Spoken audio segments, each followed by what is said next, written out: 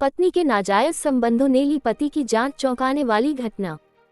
उत्तर प्रदेश के बदायूं शहर के सिविल लाइंस इलाके में एक स्कूल है, होली चाइल्ड। निशा इसी स्कूल में पढ़ाती थी। उसका पति राजकुमार पादरी था और उसकी पोस्टिंग बदायूं जिला मुख्यालय से लगभग 23 किलोमीटर दूर वजीरगंज की एक चर्च में थी। चर्च में जब ज्यादा काम रहता था तो राजकुमार रात में वहीं रुक जाता था। निशा को स्कूल की बिल्डिंग में ही रहने के लिए कमरा मिला हुआ था, जहां पर वह पति राजकुमार और 2 बेटियों रागिनी व तमन्ना के साथ रहती थी। राजकुमार और निशा की मुलाकात लखनऊ में पादरी के काम की ट्रेनिंग के दौरान हुई थी, जो कि वीसीसीआई संस्था द्वारा अपने धर्म प्रचारकों को दी जाती है। कुछ मुलाकातों के बाद दोनों एक दूसरे को पसंद करने लगे। निशा मूल रूप से गोरखपुर जिले की रहने वाली थी। उसके पिता दयाशंकर पादरी थे। निशा की बड़ी बहन शारदा की शादी बरेली निवासी रघुवीर मसीह के बेटे दिलीप के साथ हुई थी। इसी के चलते बहन के देवर राजकुमार से निशा की नजदीकियां बढ़ने लगी। दोनों जानते थे कि घर वालों को इस रिश्ते से कोई ऐतराज नहीं होगा, अतः दोनों ने अपनी पसंद की बात अपने परिवार वालों को बता दी थी। राजकुमार की पहली पोस्टिंग कासगंज जिले के सोरों कस्बे में नवनिर्मित चर्च में हुई थी। इसी बीच राजकुमार की शादी हो गई और रघुवीर मसीह ने कोशिश करके राजकुमार का तबादला कासगंज से वजीरगंज करवा दिया। शादी के बाद कुछ समय तो अच्छा कटा।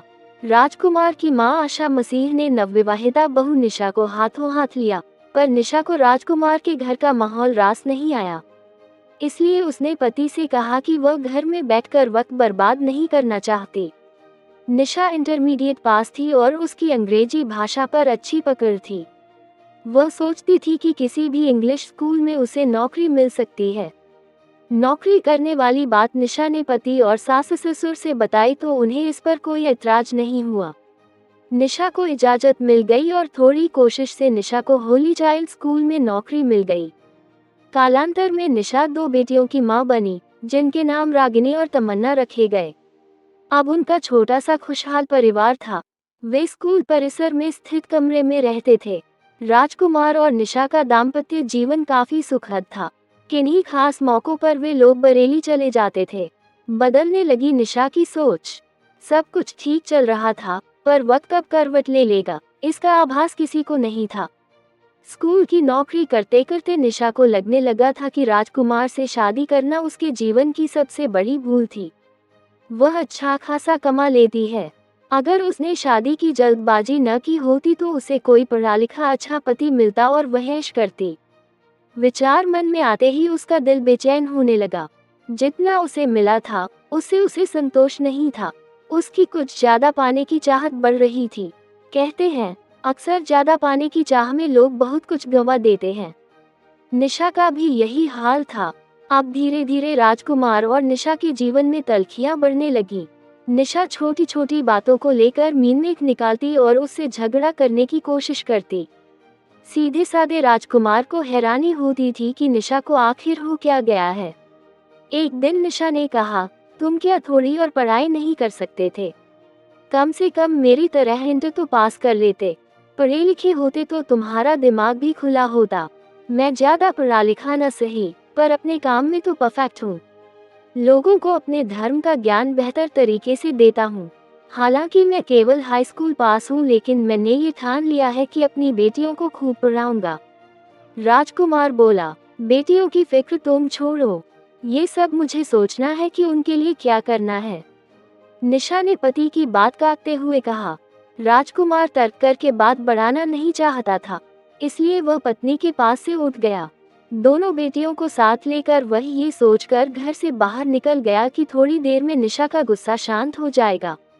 थोड़ी देर बाद जब वह घर पहुंचा तो निशा नॉर्मल हो चुकी थी। राजकुमार ने राहत की सांस ली।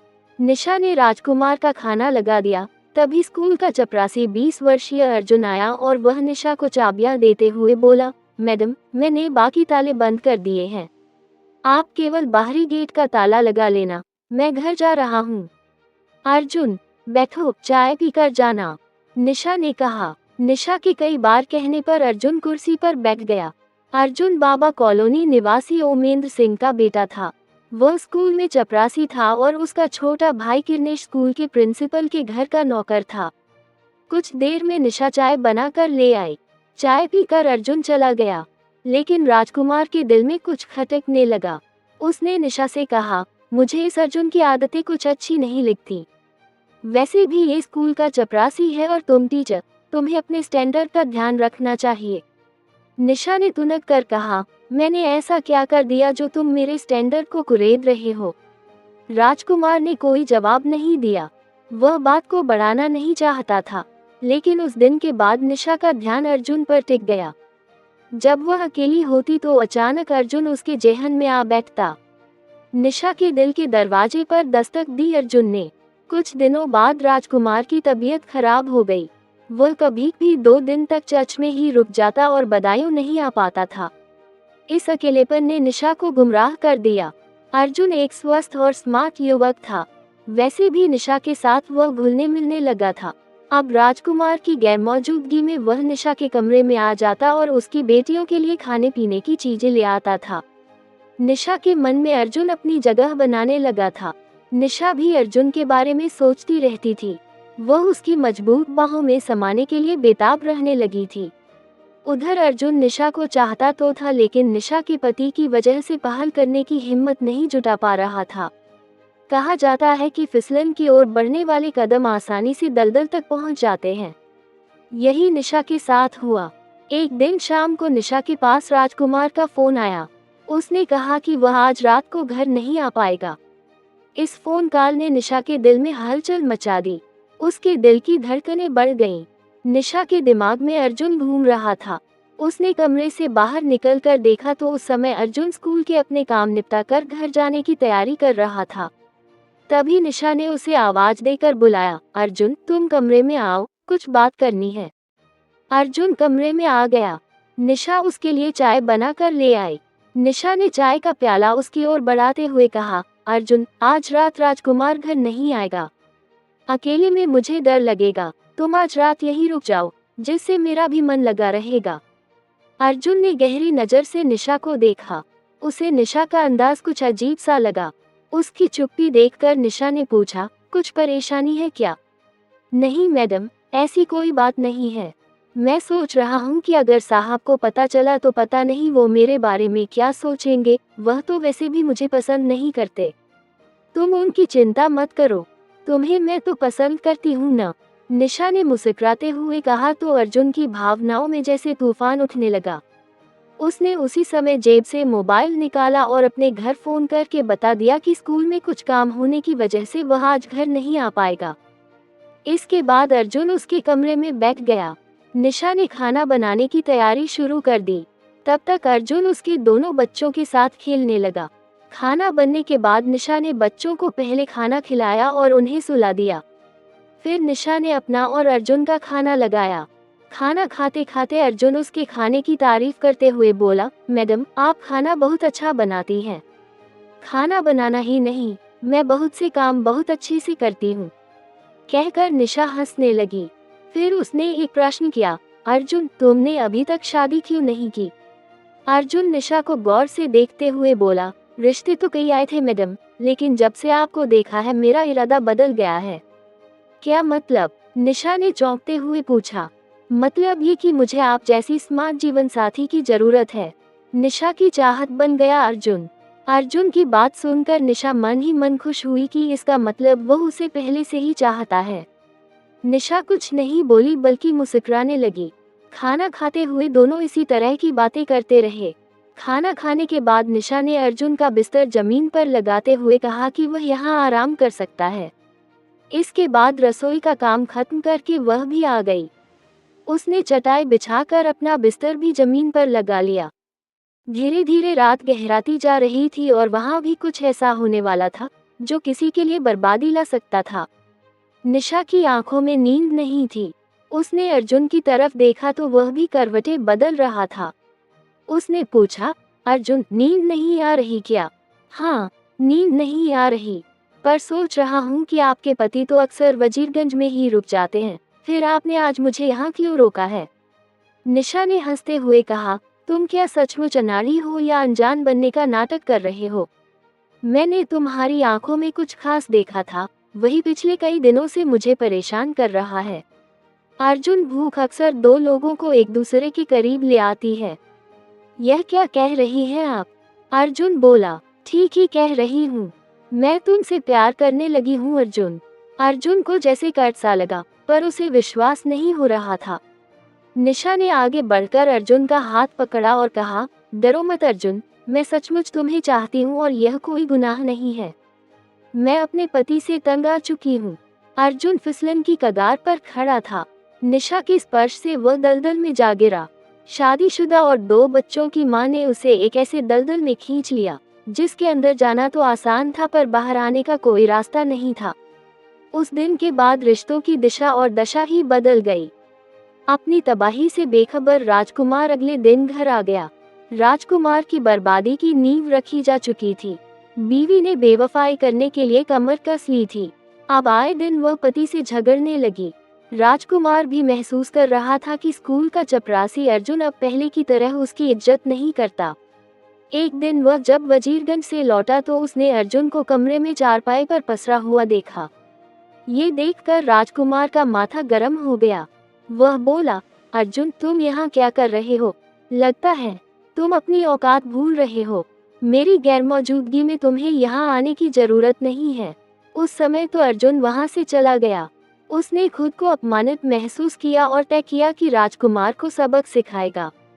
राजकुमार के तेवर देखकर निशा भी डर गई थी। राजकुमार ने कहा, निशा, यह अर्जुन मुझे बिल्कुल भी पसंद नहीं है। तुम इससे दूर ही रहो। देखो, मैं सोच रहा हूँ कि अपना तबादला बरेली में ही करा लूँ। पापा भी रिटायर हो गए हैं, अपना मकान भी उन्होंने बना लिया है। फिर तुम्हें भी बरेली में देखो, अर्जुन इसी स्कूल में काम करता है।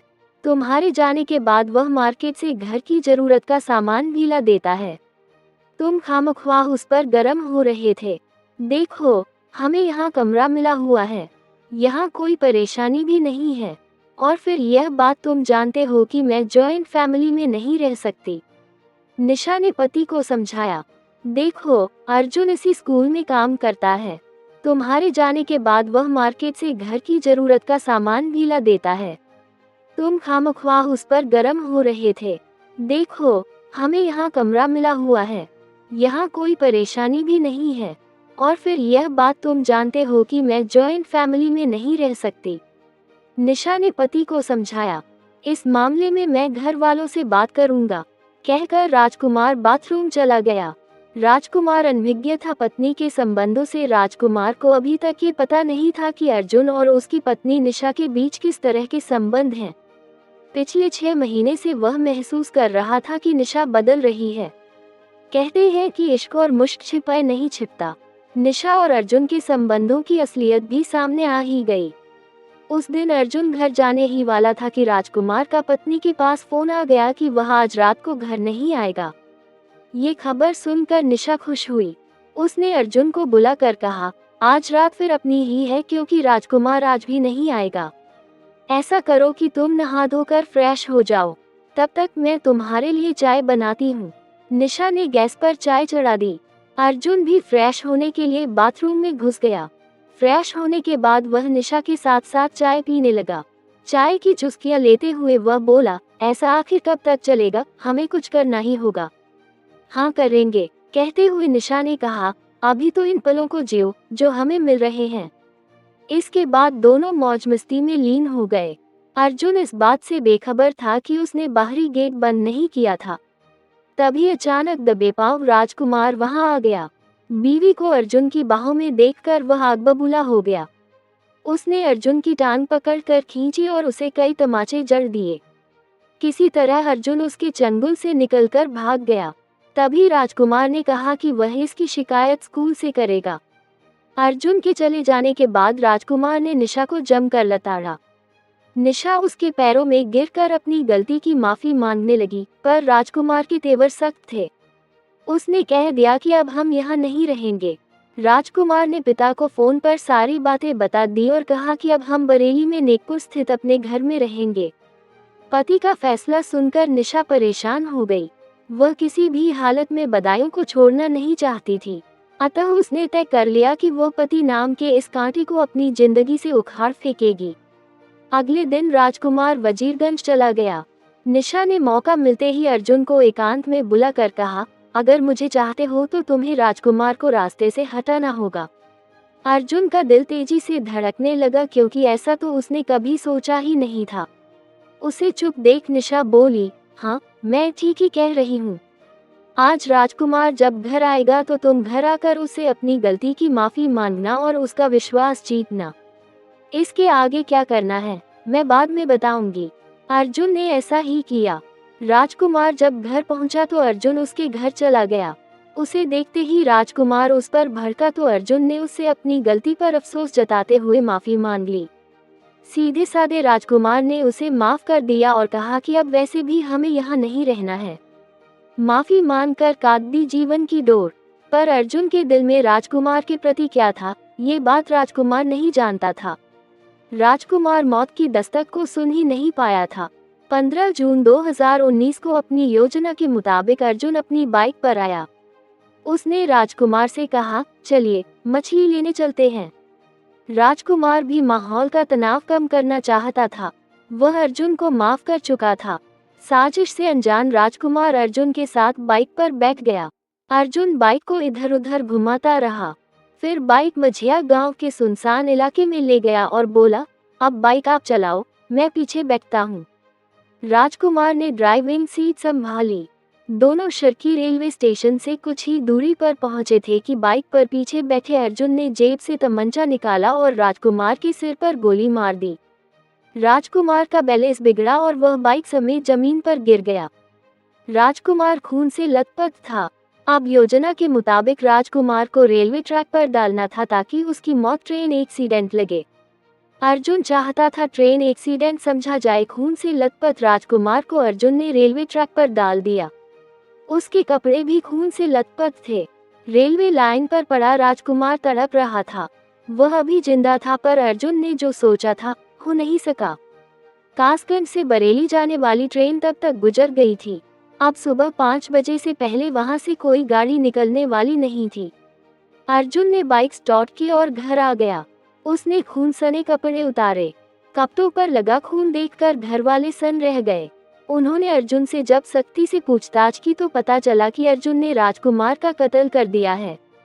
अर्जुन ने अपने कपड़े धो डाले और घर वालों से सख्त लहजे में कहा कि कोई भी अपना मुंह नहीं खोलेगा। उसने निशा को काम हो जाने की खबर फोन पर दे दी। रात जैसे तैसे गुजर गई। सुबह मॉर्निंग वॉक पर निकले लोगों ने रेलवे ट्रैक पर लाश देखी तो किसी ने इसकी सूचना रेलवे पुलिस को दे दी। पुलिस वहां आ गई और लोगों से लाश की शिनाख्त कराने की कोशिश की, पर उसकी शिनाख्त नहीं हो पाई। सिविल लाइंस थाने की पुलिस भी वहां पहुंच गई। उधर राजकुमार को 15 जून को बरेली जाना था। ये बात उसने फोन पर अपने पिता रघुवीर को बता दी थी, लेकिन वह रात में घर नहीं पहुंचा तो घर वाले परेशान हो गए। इधर थाना सिविल लाइंस की थाना प्रभारियों पी गौतम, सीओ राघवेंद्र सिंह राठौर और एसपी सिटी जितेंद्र कुमार श्रीवास्तव भी मौके पर पहुंच गए थे। फोरेंसिक टीम भी जांच के लिए पहुंच गई थी। जांच में पुलिस को मृतक की जेब से 100 रुपए का एक नोट और एक पर्ची मिली। पुलिस ने जरूरी कार्रवाई करके लाश पोस्टमार्टम के लिए भेज दी। 17 जून को लाश का फोटो अखबारों में छपा तो रघुवीर के एक रिश्तेदार जे.पी. मसीह ने उन्हें फोन करके पूछा कि राजकुमार कहाँ है। रघुवीर ने कहा कि राजकुमार को बरेली आना था पर आया नहीं है। सब जगह फोन कर लिया पर उसका कुछ पता नहीं है। तब जे.पी. मसीह अखबार लेकर रघुवीर के घर पहुंच गए और उन्हें अखबार दिखाया। अखबार में अपने बेटे की लाश का फोटो देखकर रघुवीर की आंखों से आंसू निकल आए। वह परेशान हो गए। तभी उनके पास पुलिस कंट्रोल रूम से भी फोन आ गया। रघुवीर अपने रिश्तेदारों के साथ पोस्टमार्टम हाउस पहुंच गए और लाश की शिनाख्त बेटे राजकुमार के रूप में कर दी। निशा भी किसी से खबर पाकर घड़ियाली आंसू बहाती हुई पोस्टमार्टम हाउस पहुंची। वह वहां इस तरह से रो रही थी जैसे उसका सब कुछ लुट गया हो।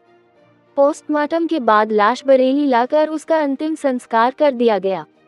निशा के हाव भाव देखकर रघुवीर की समझ में कुछ आ रहा था। उन्हें शक था कि उनके बेटे की हत्या निशा ने कराई होगी, क्योंकि उसे रंगे हाथ पकड़ने पर राजकुमार ने उसकी शिकायत अपने पिता से कर दी थी। रघुवीर ने जांच अधिकारी के सामने अपनी पुत्रवधू और अर्जुन के नाजायज संबंधों का खुलासा कर दिया था। पुलिस ने अर्जुन को हिरासत में ले लिया। अर्जुन ने अपने हाथ पर ब्लेड से निशा का नाम लिख रखा था। पुलिस ने निशा और अर्जुन को आमने सामने बैठाकर पूछताछ की तो दोनों एक दूसरे पर इल्जाम लगाने लगे। उनकी दीवानेपन आशिकी की हवा निकल चुकी थी। दोनों ने ही अपना जुर्म स्वीकार कर लिया। अब दोनों को जेल जाने का डर सता रहा था। पुलिस ने भादमवी की धारा 302, 200 के तहत मुकदमा दर्ज करके उनसे विस्तार से पूछताछ की और कोर्ट में पेश कर जेल भेज दिया। रागिनी और तमन्ना ने माँ बाप दोनों को खो दिया था। राजकुमार की मां आशा मसीह ने कहा कि उसे तो विश्वास ही नहीं हो रहा कि उनकी बहू उनके सीधे साधे बेटे को मरवा सकती है। अब इस उम्र में उन्हें अपने बेटे की बच्चियों की परवरिश के लिए जीना होगा।